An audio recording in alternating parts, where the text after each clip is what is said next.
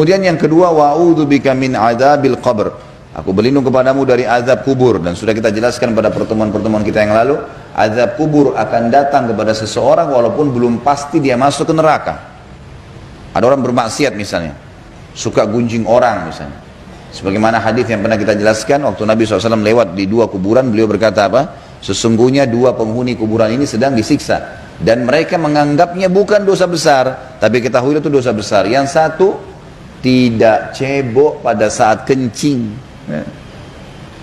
najis saja, tidak bersihin dirinya. Yang satu ngadu domba. Di sini kata ulama hadis, di akhirat nanti amal baik dan amal buruknya tetap ditimbang. Kalau amal baiknya lebih berat, dia bisa masuk dalam surga.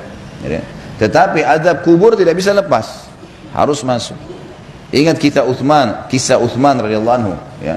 Uthman bin Affan yang mulia, beliau radhiyallahu anhu pernah menangis waktu membaca ayat tentang kuburan. Kemudian orang-orang berdatang sampai pingsan, dibangunkan, istrinya suruh panggil para sahabat Nabi yang masih hidup. Coba hidup, lihat Uthman, ya, ada apa nih? Yang sudah meninggal dunia, dibangunin sampai sadar. Lalu ditanya, kenapa hai Uthman? Dia bilang, tadi saya baca tentang kuburan, maka saya ketakutan. Kata mereka, apakah kamu takut sementara kamu ini siapa? Anak mantunya Rasulullah SAW, menikah dengan dua anak perempuan Nabi SAW, kemudian membiayai peperangan-peperangan Nabi SAW, dapat jaminan surga, semua kelebihan yang disebutkan. Kata Uthman, yang kalian katakan benar, tetapi perlu kalian tahu satu hal, Rasulullah SAW menjamin buat saya masuk surga di sana, tapi tidak ada jaminan di sini. Dari mana saya tahu kalau saya disiksa dulu di kuburan baru kemudian masuk surga nanti? Maka harus hati-hati teman-teman sekalian. Jangan lalai terus nih, sampai kapan kita mau bermaksiat? Sampai kapan kita mau buang-buang waktu kosong? Kalau ada di antara anda yang hadir di sini diuji sama Allah, ada cobaannya berat, wallahi teman-teman sekalian bersyukur kepada Allah. Saya mengatakan anda harus sujud syukur kepada Allah karena dicoba. Loh kok bisa Ustaz? Sakit parah kah, bangkrut usaha kah, banyak utang terlilit. Kenapa? Karena ulama, cobaan itu adalah kasih sayang Allah kepada dia. Karena dengan cobaan tidak ada waktu bermaksiat. Tidak ada waktu bermaksiat. Mana ada orang kalau stroke diajak ke diskotik bisa? Nggak mungkin. Mana ada orang kalau lagi sakit parah kemudian diajak temannya gosipin, atau dokter sudah vonis akan mati seminggu lagi lalu temannya datang itu tetangga ceritain kamu masih bisa berantem? Nggak ada. Orang kalau lagi diuji sama Allah itu waktunya sibuk dengan bagaimana memecahkan permasalahannya.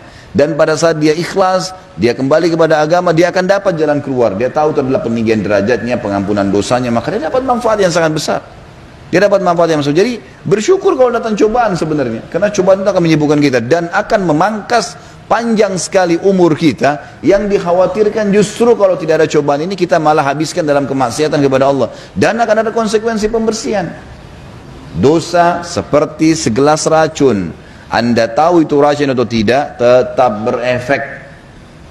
Jangan bilang nggak ada efeknya, sekecil apapun. Bahkan ulama mengatakan dosa yang tidak disengaja saja masih dibersihkan oleh Allah Subhanahu Wa Taala. Kalau kita wudhu dijatuhkan oleh Allah, kalau kita sholat dijatuhkan, kalau berbuat amal sholat dijatuhkan. Bahkan terkadang Allah bersihkan dengan penyakit-penyakit.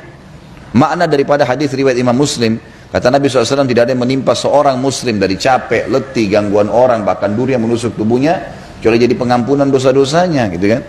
Jadi memang ada pembersihan tuh. Yang penting adalah Bapak Ibu sekalian, pertanyakan diri anda, kalau sudah mulai digoda syaitan berbuat dosa, apa manfaatnya buat saya? Dan kalau saya tidak melakukan, kenapa? Itu cuma diredam, bisa diredam. Baca a'udzubillahi minasyaitonirrajim. Dan yang terbaik adalah membaca ancaman Allah di dosa yang sedang kita ingin kerjakan. Terbuka pintu untuk berzina, baca zina itu diapain sama Allah. Baca ancamannya Allah seperti apa, riba, dusta, apa saja. Suka gosipin orang, baca ancaman Allah itu. Wahyu itu berbicara dengan hati manusia. Kita akan jadi berhenti meninggalkan. Harusnya seperti itu.